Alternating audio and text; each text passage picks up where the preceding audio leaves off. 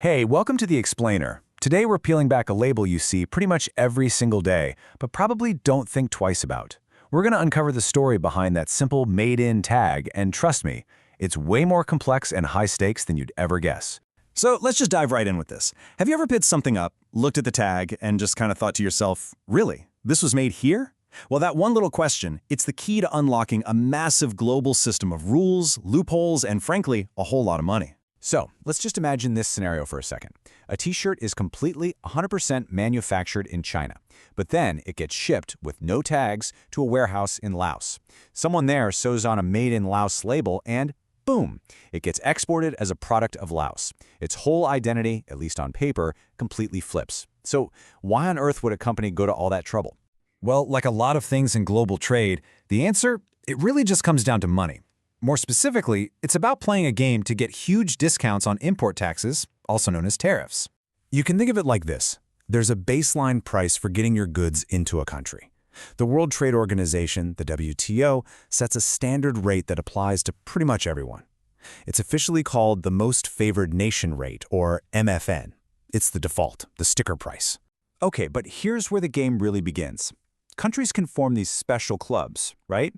They're called Free Trade Agreements, or FTAs.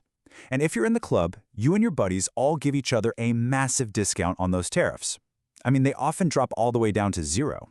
This creates a massive, massive incentive to make it look like your product is from a country that's inside the club.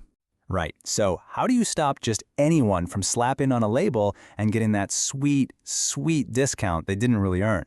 Well, to solve that exact problem, countries created an official rulebook. And that's where something called rules of origin comes in. Think of them as the official test a product has to pass to prove its nationality. It's how you determine if it's actually from a specific country and deserves those special benefits.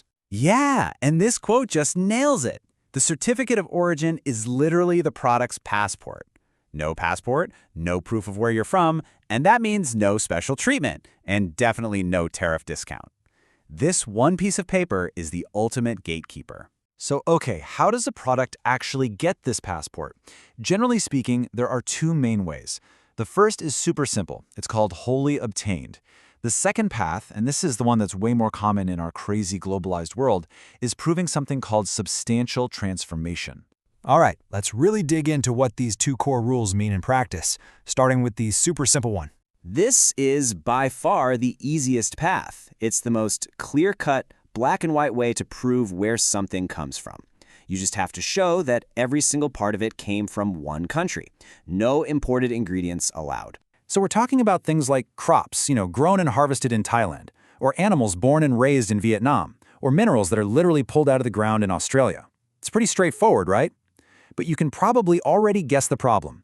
This rule just doesn't work for most of the stuff we buy today, like our phones, our cars, you name it. And that, of course, brings us to the really complicated stuff. What about a product that's made with parts from 10, 20 different countries? That's where this idea of substantial transformation becomes absolutely critical. Okay, so the first method is all about changing a product so much that it literally gets a new identity in the eyes of customers. It's so different from its original ingredients that it gets a brand new classification code. This pasta story is a perfect example.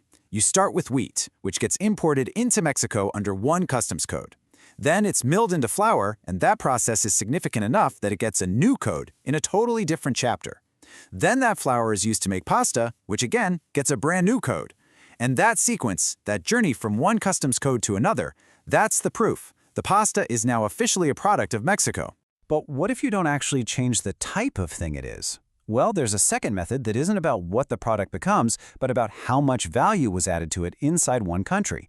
This is called the Regional Value Content, or RVC test. Yeah, a really common number you'll see in a lot of trade deals is 40%. Just look at this smartphone. Even if over half its value, say 55%, comes from imported parts, like the chip and the screen, it can still qualify as made in Vietnam. How?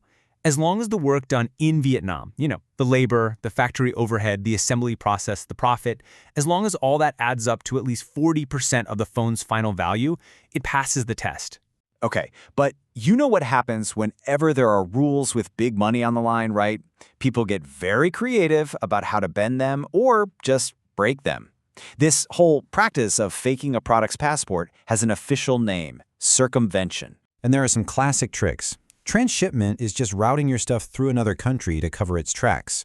Slight modification is where you make some tiny, meaningless change just to get a new customs code. Completion is where you do only the final, easy step of assembly somewhere else. And then you get the really wild ones, like taking a finished product, breaking it down, shipping it, and then just putting it back together again, all just to fake the paperwork. And this brings us full circle, right back to that t-shirt from the beginning. Shipping a fully finished shirt from China to Laos and just having someone sew a label on it, that is a textbook completion tactic. It's a simple, blatant trick designed to fake the product's passport and get around paying higher taxes. So at the end of the day, that little made in tag is, well, it's a whole lot more than just the location, isn't it? It's the final sentence in a very long story. It's a journey through a global maze of rules, discounts, powerful incentives, and sometimes just plain old deception. It's the real story of how your stuff gets to you.